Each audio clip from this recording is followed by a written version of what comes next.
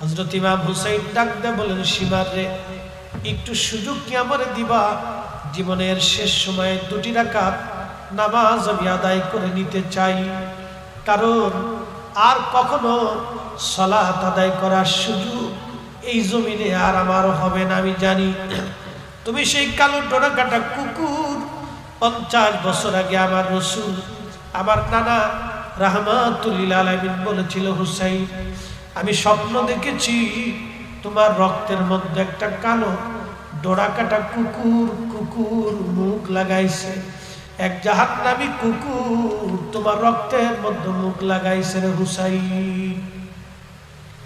সীমার রে, আমি তোকে চিনেছি, আমাকে একটু সময় দিবি, 2 রাকাত নামাজ আমি আদায় করব। কোরআনে আমার রব বলতেছেন, ইয়া আইয়ুহাল্লাযীনা আমানু